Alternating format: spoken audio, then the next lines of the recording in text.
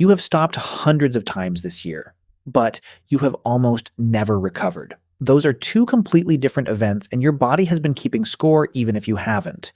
Here is what stopping looks like. You close the laptop at 7, you eat something, you put on a show, you scroll for a while, you go to bed late because the day never felt like it ended. And in the morning you wake up carrying the exact same tiredness you brought home the night before. You did everything the internet tells you to do about rest and recovery. You took the break. You had the weekend. You went on the holiday in July, and by the second week of August you were exhausted again, wondering whether this is just burnout now. Whether you're supposed to feel this flat all the time. Whether other people have some hidden setting for productivity that you were never given. Most people diagnose this as a quantity problem. Not enough sleep, not enough time off, not enough recharge. So they promise themselves a longer break, a real holiday, a slower month, and they keep promising it for years while nothing changes. But the research on this is unusually clear, and it says something almost nobody expects. The amount of time you spend not working is a surprisingly weak predictor of whether you actually recover. Two people can take the identical Saturday off. One comes back restored, and one comes back exactly as tired as they were on Friday. The hours were the same. Something else was different. You don't have a quantity problem. You have a technique problem. Rest is a skill, with mechanics that can be done correctly or incorrectly, and almost nobody was ever taught them. Welcome back to PsychToons. Today we're breaking down the psychology of recovery. Why your time off isn't working, what has to happen inside those hours before they count for anything, and how doing this properly turns into something closer to an unfair advantage than a wellness habit. And before you dismiss that last part as motivational noise, look at where the modern science of expertise actually started. In 1993, Anders Ericsson and his colleagues studied violinists at a Berlin music academy, sorting them into groups by skill. The finding everyone remembers is that the best ones practiced more. The finding almost nobody repeats is what those same violinists did with the rest of the day. The top groups slept roughly an hour more per night than the least accomplished group. They napped about 3 hours a week compared to under 1. And their practice was capped, running to about 4 hours a day in separate sessions, not one heroic grind. The elite performers were not the ones who rested least. They were the ones who rested most deliberately. Their recovery was not what happened when work ran out. It was part of the equipment. So what makes an hour of rest count when so many of your hours clearly don't? The best answer comes from Sabine Sonnentag and Charlotte Fritz, who in 2007 published something called the Recovery Experience Questionnaire in the Journal of Occupational Health Psychology. They were trying to solve exactly the puzzle you're living in. Everyone assumed rest was about activity, take a walk, see friends, watch something, but the activities kept failing to predict who actually recovered. So they went underneath the activity and asked what the person was experiencing while doing it. Across a sample of more than 900 people, 4 distinct experiences separated cleanly, and their model has since become the most widely used instrument in the field. Psychological detachment, relaxation, mastery, control. Those 4 are the mechanics. Any hour of your evening either contains them or it doesn't, and the hour is only worth what it contains. This is why your Saturday failed. To understand why the absence of those experiences is so expensive, you have to understand what effort actually costs you. Work draws down a load. That part is obvious. What's less obvious is that the load isn't repaid when the work stops. It's repaid when your system returns to baseline, and those two moments are not the same moment. You can close the laptop at 7 and stay at full activation until midnight. The neuroscientist Bruce McEwen spent his career mapping the cumulative cost of this in a body of work built around what he called allostatic load, the wear and tear the body accumulates from adapting to demand. He described several ways that load builds up, and one of them matters more than everything else for this video. It isn't the intensity of the stress, it's the failure to shut the response off after the stressor has ended. The bill is not for the work. The bill is for the work that never got closed. Think of an archer with a good bow. The bow is only powerful because it alternates. Drawn, released, unstrung, drawn again. An archer who leaves it permanently strung doesn't end the season with a bow that's more ready than everyone else's. He ends it with a bow that has quietly lost its power because a bow held at tension long enough stops being tense and starts being slack. Nothing dramatic happens. The wood just stops springing back. That is the actual mechanism of what people call burnout, not one catastrophic week. 1,000 nights where the tension never got released, and the return to baseline never happened, and eventually the springing back stopped. Which brings us to the 4 things an hour of your life has to do before it counts as recovery. Every one of them has a fake version that you are almost certainly running right now. 1. Psychological detachment. This is the big one. Sonnentag and Fritz defined it as genuinely disengaging from work in your mind, not just in your body. And across the research, it's the experience most consistently connected to recovering well. The counterfeit version is being physically away and mentally still there. You're at dinner with someone you love, and half of you is drafting a reply to a message you saw at 4. You're in the shower running a meeting that hasn't happened. You're lying in bed with the day officially over and your mind still holding the file open, because closing it would feel like losing control of it. And I want to be direct with you about the biggest one, because this is the part that will sting. The phone is not rest. Scrolling is the single most common thing people do with their recovery time, and it fails on 2 of the 4 mechanics at once. It doesn't detach you because it feeds you a continuous stream of other people's output, other people's ambition, other people's timelines running faster than yours. And it doesn't relax you because your activation stays high the entire time. It's the only form of rest that reliably leaves you more wound up than when you started. So you sit down to recover and you finish the session with your mind busier than before. 2 hours gone, no baseline reached, no bill paid. You have not taken a real break in years. You've taken interruptions. 2. Relaxation. Relaxation in this model means something specific and slightly boring. Low activation, low mental and physical effort.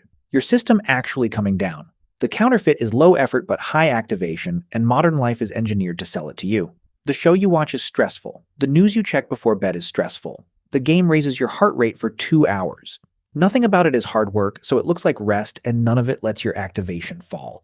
There's a second counterfeit that's harder to spot, and it's the one high output people run. It's collapse. You go so hard for so long that eventually your body simply takes the decision away from you and you spend Sunday horizontal, wrecked, unable to do anything at all. That isn't relaxation. That's a system failure. You didn't choose it, you couldn't schedule it, and it repairs far less than you think it does. 3. Mastery. Here's the one that breaks people's model of rest entirely. You would assume that after a demanding day, the most restorative thing possible is nothing. No effort, no learning, no challenge. The research says otherwise. Mastery experiences, meaning activities that stretch you a little and give you a genuine sense of getting better at something, show up repeatedly as one of the strongest contributors to recovery. In a day-level study with Carmen Benoist and Eva Mojdza, mastery experiences during the evening predicted positive activation the following morning.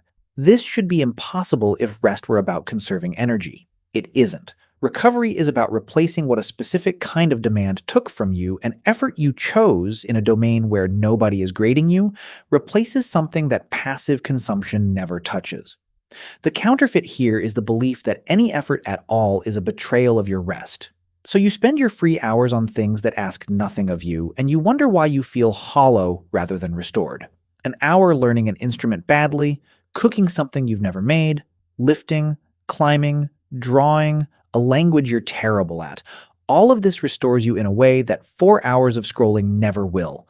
The condition is that no one is measuring it and it isn't for your job. 4. Control. The last one is about authorship. Control means you decide what happens in your off hours, your schedule, your choice, your timing. The counterfeit is free time that other people are quietly running for you. Your evening belongs to whoever messages you. Your weekend belongs to the obligation you agreed to in March. Your holiday belongs to a group chat and an itinerary. You had time off. You had no control inside it. And a stretch of time you had no authorship over doesn't restore you the way a shorter stretch you actually chose does. Now the cost. And it's a strange one. In 2009, Jessica de Bloom and colleagues, including Sonnentag, ran a meta-analysis on vacations. Do they work? Yes, they do. Health and well-being genuinely improve while you're away. The effects were modest but real, and then they fade quickly, generally within the first weeks back at work, with some measures returning to baseline within the first week. Sit with what that means for how you've organized your entire life. You have taken the whole year's recovery and banked it into a single container that leaks within days of your return. 11 months of running the bowstring, 1 week to fix it, and the fix is largely gone before the end of the month. Then you spend the rest of the year chasing the next window, working toward the reward, telling yourself you'll rest properly when this quarter is over.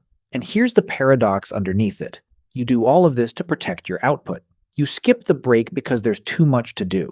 You keep the file open at 11 at night because that's what committed people do. And what you are actually protecting is the appearance of effort, while the machinery that produces the work quietly degrades. The same task costs you more this year than it did last year. You've compensated with more hours, which raised the cost again. You didn't protect your output, you just made it more expensive. So how do you get out of this? Not by trying harder, and this is where most people fail. You cannot discipline yourself into recovery. Relax more is not an instruction anyone can follow, for the same reason that trying hard to fall asleep is the most reliable way to stay awake. The effort is the thing blocking the outcome. The goal is not more hours off. You may not even have more hours available. The goal is to change what happens inside the hours you already have, and there are 3 ways in. 1. Build an ending. Detachment fails because your day has no closing ceremony. Work stops, and nothing marks it, so the file stays open in your head. Give it a formal ending. Before you close the laptop, write down the 3 things that will matter tomorrow. Not a full plan. 3 lines. Unfinished work stays loud in your mind precisely because it's unfinished, and putting it somewhere outside your skull tells your system it has a home and doesn't need to be carried. Then physically cross a line. Walk for 10 minutes, change your clothes, shower, take a different route home. Your nervous system reads transitions in the body far better than it reads decisions in your head. 2. Rest with your hands, not with your feet. Pick one thing that's slightly difficult, has no audience, and produces no metrics. It has to be mildly hard. That's the active ingredient. If you're any good at it immediately, it probably won't do the job. Protect that thing the way you protect a meeting with your boss, because for your recovery, it does more than the entire evening of consumption it replaces. 3. Take back one window you own. You do not need to seize control of your whole life. Take 1 hour, a few days a week, that belongs to you and nobody else, where you choose what happens and no one gets to place anything inside it. And stop saving your recovery for a container you take once a year. Distribute it. A well-built Tuesday evening is worth more to you over 12 months than a very expensive week in July. Here's what changes when you get this right, and it's not what you'd expect. You don't become calmer, softer, less ambitious. You become significantly harder to compete with. Benuis, Sonnentag, and Moidza ran a series of diary studies tracking people day by day and week by week. When someone arrived at the start of the day genuinely recovered, their task performance was higher. They took more initiative. They helped colleagues more. And there was one more result that's easy to skip past and shouldn't be. Their compensatory effort was lower, which means the day cost them less to perform. Same work, less of them spent on it. That's the entire game. Everyone around you is operating at some fraction of their capacity and quietly compensating for the gap with hours, caffeine, and self-criticism. If you are the one person who arrives at full strength on an ordinary Wednesday in November, you aren't working harder than them. You're just not paying the tax they're all paying. That's what dangerous means here. Not intensity, availability, being the person who can still bring everything they have on a day that isn't special, over and over, for years, while the people who mocked rest quietly become slower versions of who they were 3 years ago. The strange part is that none of this is new information. Around 2,000 years ago, Ovid wrote a line that has outlived nearly everything else in the poem it came from. What lacks its alternating rest will not endure. And the very next thing he wrote was about a bow. If you never stop bending it, he said, it goes slack. He had no research, no diary studies, no instruments. He just watched people and understood something we have spent 2 millennia and an enormous amount of science arriving back at. Nothing that never releases stays strong. Not muscle, not attention, not ambition, not you.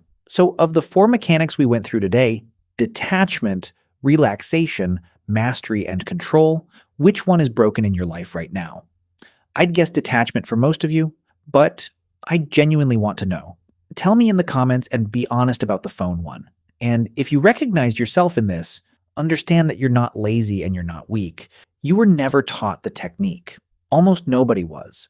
If this gave you a different way to look at your own exhaustion, hit like and share it with the person you know who is proudest of never stopping. They're the one who needs it most, and they're the least likely to find it on their own. Subscribe to PsychToons and turn on notifications so we can keep taking apart the hidden mechanics of the mind together. Thank you for staying to the end. Goodbye, and see you next time.